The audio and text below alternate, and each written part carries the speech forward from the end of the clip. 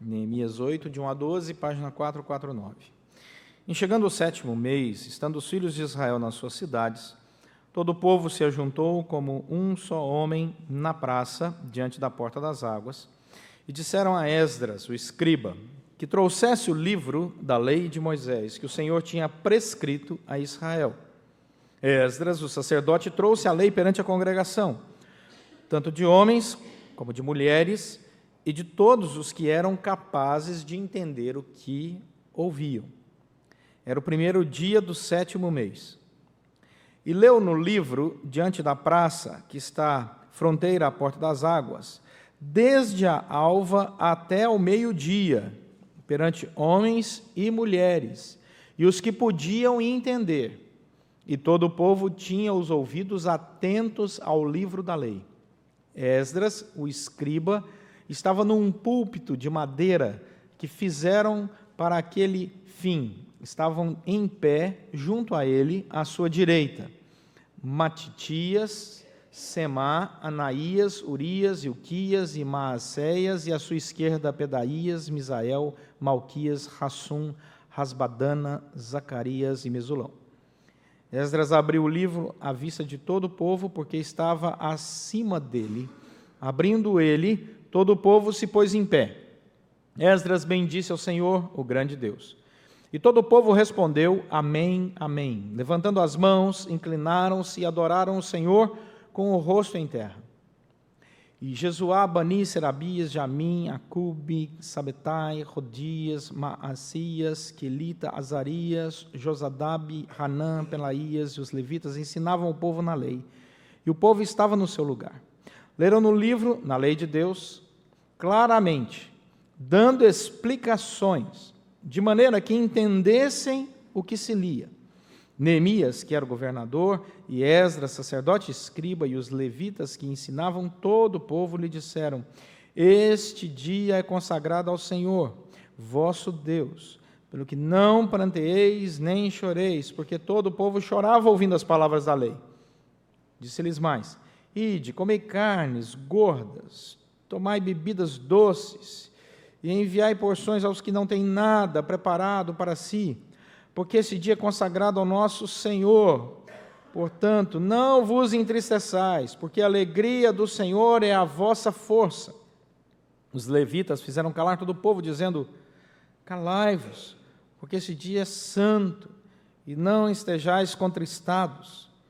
Então todo o povo se foi a comer e beber, a enviar porções e a regozijar-se grandemente, porque tinham entendido as palavras que lhes foram explicadas. Só até aí. Nós somos a sociedade que busca muita informação. Todas as vezes que você quer saber alguma coisa, via de regra, você vai lá no computador e digita no Google. Quantas vezes você já sentiu dor nas costas e foi lá no Google, caladamente escreveu dor nas costas? Né? O que cura dor nas costas? Motivo para sentir dor nas... E você fica encabulado, porque abre lá centenas de milhares de páginas, e você olha aquilo e fala assim, que espetáculo é isso aqui, né? Coisa boa. E aí você começa a perceber que existem informações que vão encher o seu coração de alegria, e existem informações que vão te preocupar, porque o Dr. Google é doido, não siga aquele indivíduo em questões de saúde. Serve apenas para você ter um pouco mais de informação, mas não deixe de consultar um médico, a médica, por causa do Google. Não faça isso, não é uma boa ideia. Fernando Pessoa escreveu no livro do Desassossego, eu detesto a leitura, tenho tédio antecipado das páginas desconhecidas. Detesto a leitura, tenho tédio antecipado das páginas desconhecidas. Existem pessoas que têm tédio antecipado das páginas desconhecidas. E existem pessoas que estão obesas de informação. Então, nós vivemos num momento em que precisamos separar o que é bom e o que é ruim. O que é informação fundamental e o que é informação que você pode deixar passar. Porque nós não vamos conseguir acumular esse volume de informações que a sociedade tem produzido. E isso pode nos levar a uma exaustão. O que aconteceu aqui com o povo, nessa época, povo de Deus, é que eles chegaram aqui no capítulo 8 e falaram assim: nós queremos separar o que é informação prioritária para as nossas vidas. Se você olhar o versículo 1, você vai ver que foi o povo quem se ajuntou. Olha o versículo 1, mantenha sua Bíblia aberta aí. Diz que chegando o 7º mês, estando os filhos de Israel nas suas cidades, todo o povo se ajuntou como um só homem, diante da porta das águas, e disseram a Esdras, os escriba, que trouxesse o livro da lei de Moisés que o Senhor tinha prescrito a Israel. Vamos lembrar um pouco essa história. Os muros de Jerusalém estão destruídos. Capítulo 1 de Neemias. Neemias ora, chora na presença de Deus. Deus levanta recursos. E a partir do capítulo 2, vemos o povo se reunindo, empreendendo esforços para reconstruir os muros. E vemos que logo depois disso, ao longo dos capítulos, o povo começa, depois dos muros terem sido selados, a descobrir as suas próprias mazelas espirituais, as dificuldades que eles enfrentaram, os pecados que eles tinham. E aí, Neemias começa a tratar, a miúde, um por um. Nós vimos hoje pela manhã que Neemias trata das famílias e mostra a importância das famílias. Então chega num determinado momento em que o povo aqui diz o seguinte: nós já temos os nossos muros restaurados, as portas estão seguras, a cidade está guardada, não temos mais problemas com isso. Nós já redistribuímos a renda entre nós. Houve perdão geral de dívida naquela época, dentro daquele contexto. Não é? Isso é importante entender que era um momento descritivo e não normativo para a nossa história. Temos que pontuar isso. Aí outra coisa importante é que eles começam a observar dentro da sua própria vida a importância da família. Agora entramos aqui no capítulo 8, e eles param e olham para a liderança espiritual e dizem assim: o que é relevante? O que é importante? O que é fundamental para nós? Nós não queremos cair nos mesmos erros, nós não queremos afundar de novo no pecado, nós não queremos viver de novo a miséria espiritual e social. O que é importante para nós? Aí se lembraram do quê? Da palavra de Deus. Traz a lei de Moisés aí. Alguém poderia ler a lei de Moisés? Eles sabiam o que pedir e a quem pedir. Vamos chamar o escriba, porque ele sabe o que vai falar. E aí Esdras pega o livro e diz que o povo inteiro se reúne. Olha o versículo 3. Diz que desde a alva até o meio-dia. Isso é que é sermão. Isso é que é sermão. Na casa de 6 horas, de palavra, de leitura do livro. Agora, sabe o que acontece? Eles estão atentos, homens, mulheres, adolescentes, jovens, até as crianças que tivessem capacidade, diz o texto, de entender.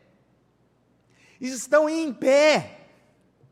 É feito um púlpito de madeira, como esse aqui, ele é colocado mais alto, e as pessoas em pé, por mais de 6 horas, em pé, ouvindo a palavra de Deus. Não tinha criança correndo, não tinha pré-adolescente entediado, não tinha jovem tuitando. 6 horas. E o povo olha e Esdras está lendo a palavra, de um púlpito de madeira, feito especialmente para isso. No começo da igreja reformada, não tinha esse conforto dos bancos não, meus irmãos. Calvino, Lutero pregavam para uma igreja em pé. Se você for na igreja de Calvino e Lutero, vocês vão ver que o púlpito está lá no alto. Você fala, por que esse púlpito é tão alto? Porque as pessoas assistiam um culto em pé. Por horas. Por horas. Hoje, se um deles aparecesse, historicamente congelados, né, no século XVI, iriam dizer, que é isso, esse pessoal sentado aí? Que aparelho é esse? Ar-condicionado? Já pensou? Que conforto é esse? Eles iriam ficar abismados. Horas e horas em pé, ouvindo a palavra. Essa postura significa atenção, interesse.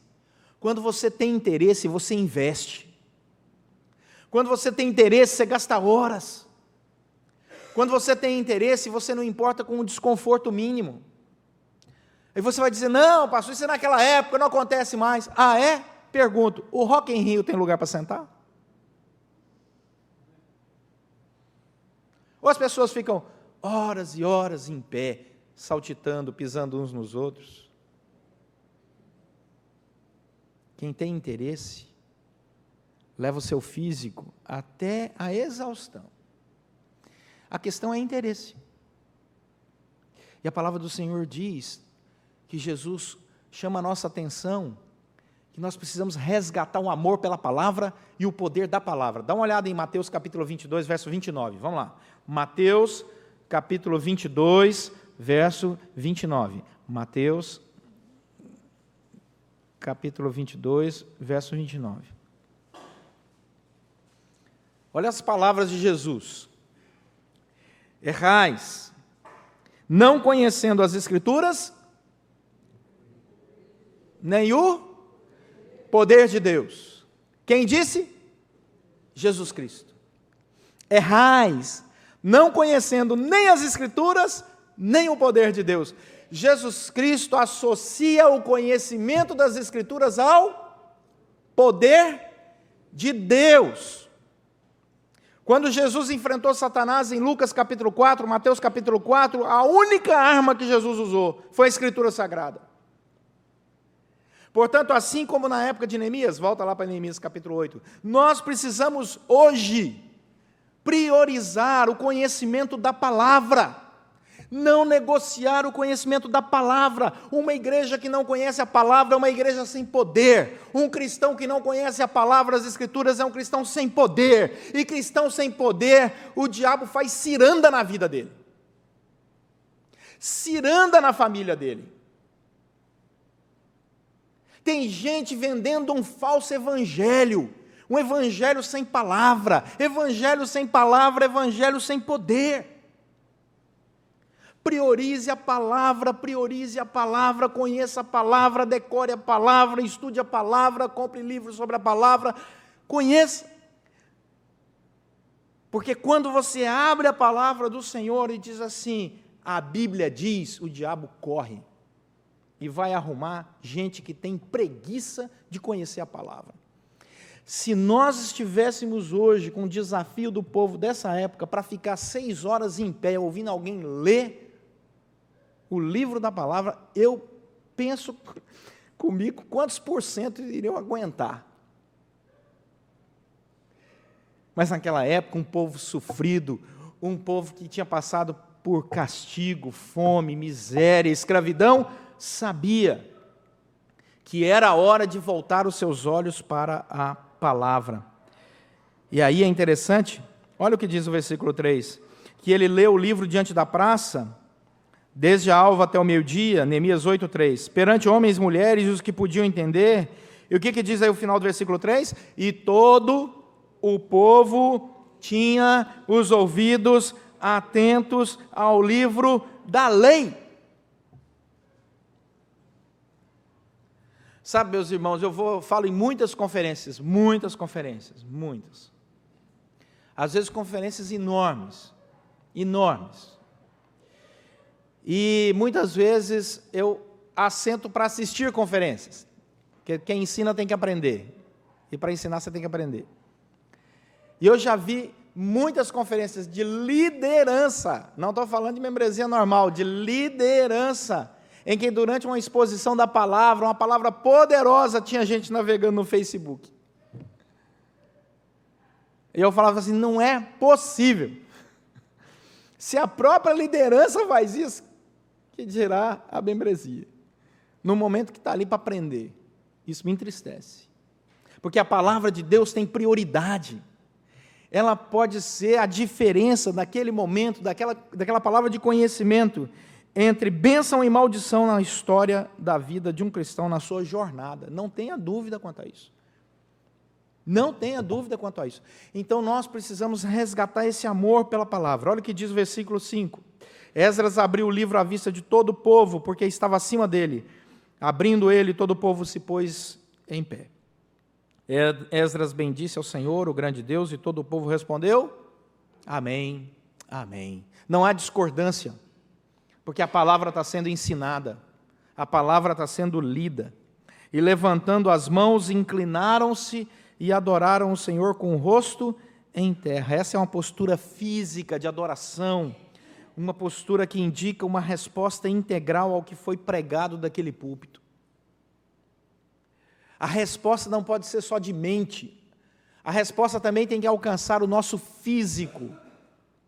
Nós temos que andar fisicamente de maneira diferente, nós temos que dar uma resposta física diferente. Tem muita gente que diz assim: não, eu tenho uma comunhão com Deus do meu jeito. Aí eu fico lá em casa adorando a Deus do meu jeito. Dá licença, meu querido, qual é a sua base bíblica para dizer isso? Não, eu sei, mas eu sei que essa coisa de religião... Não, você não entendeu minha pergunta. Eu estou perguntando seriamente para você. Qual é a sua base bíblica? Não estou falando de religião. Qual é a sua base bíblica para a sua afirmação? Aí a pessoa começa a dizer: não, eu sei que o senhor... Não, eu estou fazendo... Dá para responder a minha pergunta? Vamos lá, abre a Bíblia e me mostra. Porque eu vou abrir a Bíblia e vou dizer para você o que a Bíblia diz. Mas sabe qual foi o problema lá do Éden? Rebeldia a Deus. Qual é o problema de hoje? Rebeldia a Deus. Como se manifestou a rebeldia lá em Adão e Eva? E sereis como Deus, conhecedor do bem e do mal. Qual é a rebeldia de hoje? Eu faço a minha agenda. Eu quero ser como Deus. Eu faço a minha agenda. Deus que vem atrás me abençoando. Eu decido os meus planos e Deus vem atrás abençoando. Eu faço o que eu quero e Deus vem atrás abençoando. Meus irmãos, 500 anos da reforma, 50 anos da nossa igreja, se tem uma bênção nessa herança nossa, é o amor à palavra. A seriedade da palavra. Se tem uma característica dessa igreja reformada, é que é uma igreja da palavra.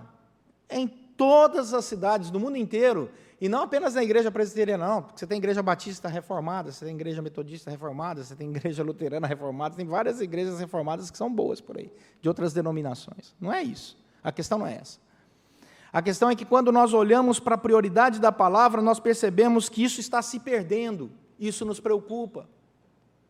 Porque daqui a pouco os muros vão começar a mostrar suas rachaduras e vão cair, os muros espirituais, e o povo vai ficar sem proteção. Porque hoje nós temos muito púlpito, aonde se conta muitas boas piadas, e eu não sou contra o humor no púlpito, os irmãos sabem disso. Mas o problema é quando é só piada. Esse é o problema. O problema é quando é só autoajuda, e não ajuda do alto. Esse é o problema.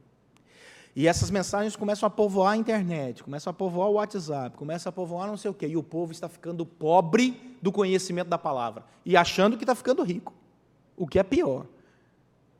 O que é pior.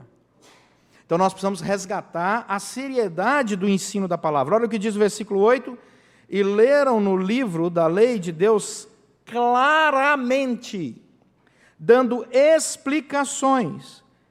Qual era o objetivo? Final do versículo 8. De maneira que entendessem o que se lia. O objetivo é educar o povo. É dar ao povo conhecimento. O papel de Esdras era expor da melhor maneira possível, e todos que estavam com ele trabalhando nesse mesmo objetivo, para que o povo entendesse a lei de Deus, para que o povo conhecesse a lei de Deus, para que o povo vivesse dentro da lei de Deus, porque a lei de Deus liberta. Errais não conhecendo a palavra, errais não conhecer as Escrituras, porque o poder de Deus está diretamente associado às Escrituras, não há como desvencilhar uma coisa da outra. Tem gente que acha que o poder está na oração. Meu irmão, se a sua oração não tiver conteúdo bíblico sadio, sua oração não passa do teto. Eu já vi muita gente orando assim, uma oração maravilhosa, e ao final dela diz assim: então, Senhor, abençoa esse dia, amém. Amém nada, rapaz, a Bíblia diz, em nome de Jesus, amém. Você não aprendeu isso na escola dominical? Se não clamar em nome de Jesus, sua oração não vai. Eu já vi até pastores orando assim, me dá uma coisa de maluco.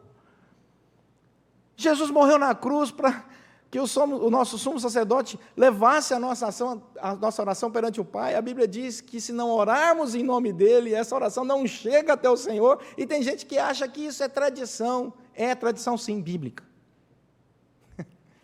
Então nós precisamos resgatar, amar essa palavra e os detalhes dessa palavra, porque ela liberta.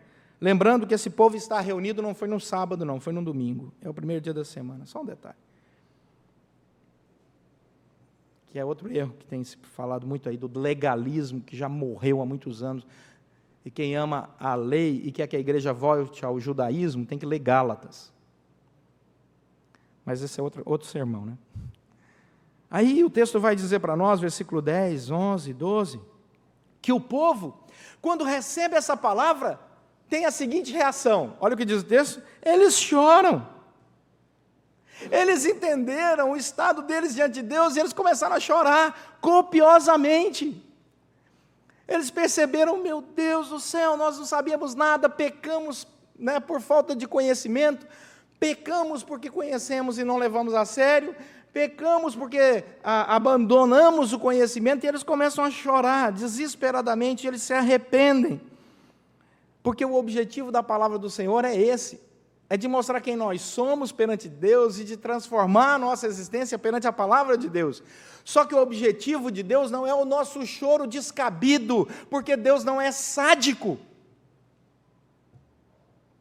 Olha o que o texto diz, eles chamam a atenção deles e diz assim: calai-vos, final do versículo 11, calai-vos porque esse dia é santo, não estejais contristados. Olha o final do versículo 10, não vos entristeçais, porque a alegria do Senhor é a vossa força.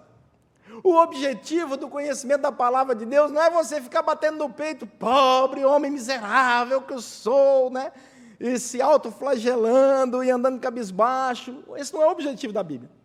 Também não é o objetivo da palavra do Senhor você andar com o dedo em rixa, apontando para um, apontando para outro, e sendo o grande legislador dessa terra. Não, não é isso não.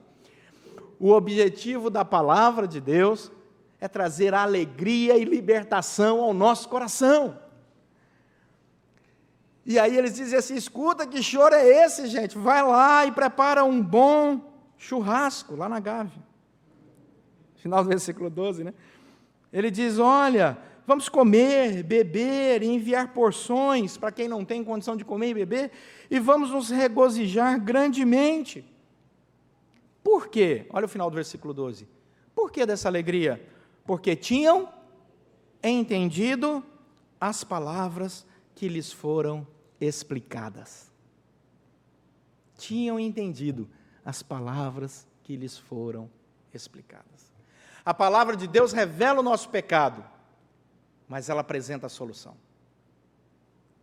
A palavra de Deus diz que nenhum de nós é perfeito, mas ela diz que Deus nos ama a si mesmo. Ele morreu por nós na cruz do Calvário, ressuscitou ao terceiro dia, para que todo aquele que confessar o seu pecado, se inclinar na presença dEle e pedir perdão, Ele perdoa, renova o coração, tira o peso de dentro da nossa alma e diz: vamos começar de novo. As coisas antigas ficaram para trás, eis que tudo se fez novo. Fica olhando para trás não, olha para frente, vamos adiante, prossiga para o alvo, olha para o alvo, o prêmio da soberana vocação em Cristo Jesus. Que história é essa de ficar se lamentando, cabisbaixo? O Brasil está mal, o mundo está mal, meu Deus do céu, você viu o tamanho da rachadura lá na Antártida? Meu Deus, vai descolar aquele gelo, e agora, o que será? E não sei o quê, e você anda, e o mundo dando informações para te tirar a alegria, o mundo anda dando informações para tirar a sua alegria, e você começa a consumir essa informação ruim, sem dizer na sua alma: Deus é soberano, Ele reina sobre tudo, com Ele está o engrandecer e a tudo dar força. Eu sou filho e filha de Deus, Ele me guarda, me protege, dá ordem aos anjos para acampem ao meu redor e me livre de todo o mal. Vocês estão por fora, vocês não sabem como é bom ser filho e filha do Rei. Eu sei que o mundo está mal, a Bíblia diz, olha, o mundo vai de mal a pior, a Bíblia diz isso, que os tempos seriam maus, que as pessoas não aguentariam ouvir um bom sermão, porque iriam sentir coceira nos ouvidos. É o que a Bíblia diz. Jesus falou assim, que ia chegar o tempo que até o amor iria se esfriar. Será que Jesus estava certo? A Bíblia diz que, se possível, esse mundo enganaria até os eleitos de Deus, com seus valores, com a sua visão. A Bíblia diz, não é o pastor, não é a igreja, não é a denominação, é a Bíblia. É a Bíblia, a palavra de Deus, o Deus da palavra. O Verbo, Jesus, se fez carne e habitou entre nós, cheio de graça e de glória. E vimos a sua glória, glória como do unigênito do Pai. É Ele, é com Ele que nós tratamos. É com Ele que nós conversamos em oração. É pelo poder dEle que nós nos movemos. E é por causa da palavra dEle que nós existimos nesse mundo para proclamar as virtudes daquele que nos resgatou das trevas para a sua maravilhosa luz. Portanto, assim como lá o povo, nessa época, aqui em Neemias, nós precisamos voltar a ler. Olha o que diz o subtítulo em Neemias 8. Tem um subtítulo, esse subtítulo foi colocado pelos editores da Bíblia. Ele não é inspirado, não. Mas é um bom resumo. Diz assim, Esdras lê. Está vendo aí? Esdras lê a lei diante do povo.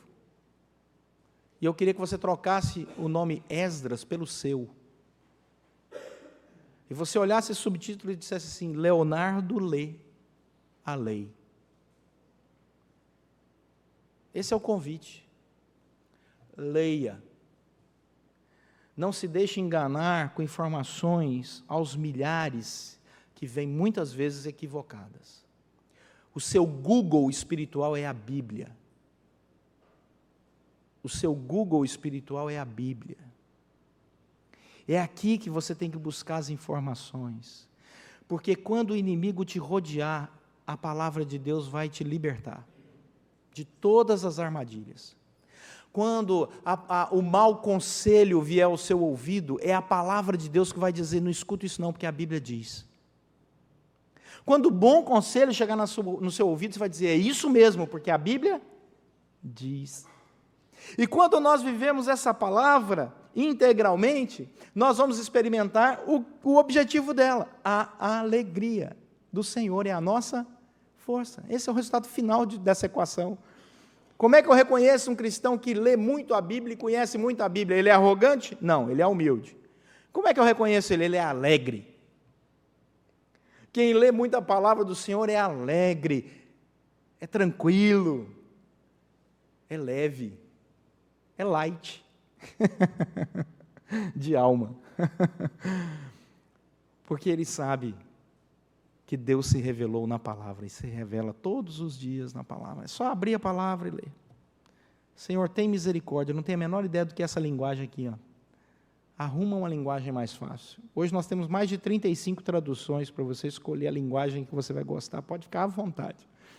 Tem umas linguagens difíceis, né? Que você pega a Bíblia, vai ler, você não entende nada, né? A concupiscência, você fala, o que é isso aqui? Concupiscência, né? Aí você pega outra tradução, está lá, o desejo desenfreado, você fala, opa, agora eu consegui entender. Mas não deixe de ler a palavra. Que Deus nos encontre lendo, praticando, amando a palavra dEle. Porque assim Ele encontrará um povo feliz. Amém? Amém. Ele encontrará um povo feliz. Amém? Amém. Esse amém foi bem melhor que o primeiro. Vamos orar.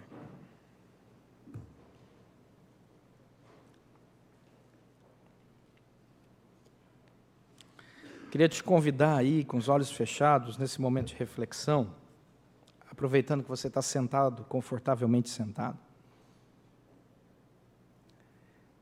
Eu queria te convidar aí a fazer um compromisso com Deus. É entre você e Deus. Deus é quem conhece seu coração, sabe o que você está pensando, o que você está passando. É entre você e Deus. Diga para Deus assim, Senhor, me relembra a importância de ler a Tua palavra ao longo dessa semana. Não deixa eu esquecer isso não, Deus. Que amanhã é segunda-feira, eu tenho tanta coisa para fazer, eu vou esquecer. Não deixa não, Senhor. Pede isso para Deus. Pede isso. Deus, não deixa não. A palavra está disponível no seu celular, tão fácil. A palavra está disponível no seu tablet, no seu computador. Hoje você tem Bíblia para tudo quanto é lado.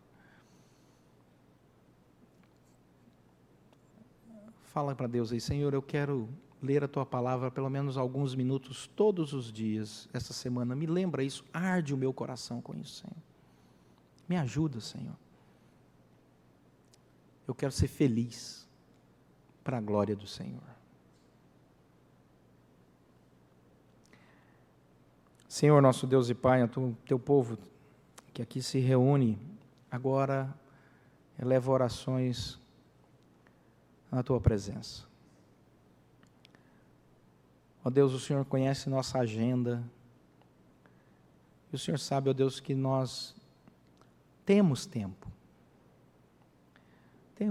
para ler tanta coisa, Senhor, inútil. Tem misericórdia de nós, Senhor. Que a partir dessa semana, pela obra do Teu Santo Espírito, o Senhor mesmo nos incomode, nos lembrando de ler a Tua palavra. E, Senhor, que pela obra do Teu Santo Espírito, ao lermos a Tua palavra, que o Senhor possa agir em nós, para que sintamos, ó Deus, a alegria de conhecer mais do Senhor através da Tua palavra. Agora, Senhor, que esta não seja uma relação egocêntrica, mas de serviço. Ó Deus, que ao conhecermos a Tua palavra e nos alegrarmos nela, que o Senhor nos dê condições de compartilharmos esta palavra com outras pessoas. Ó Deus, que o Senhor nos mova nessa direção, usando, Senhor, aquilo que está nas Tuas mãos, sejam as redes sociais, sejam as conversas. Ó Deus, nos faça proclamadores da Tua palavra, porque outras pessoas estão aí fora carentes de um versículo que traga esperança aos seus corações. E nós temos tantos versículos guardados e já memorizados, e milhares, ó Deus, de fácil acesso. Tem misericórdia, Senhor, como esse povo que atentou e no final se alegrou no conhecimento da Tua palavra. Que o Senhor faça isto também em nós. Oramos em nome de Jesus Cristo. Amém.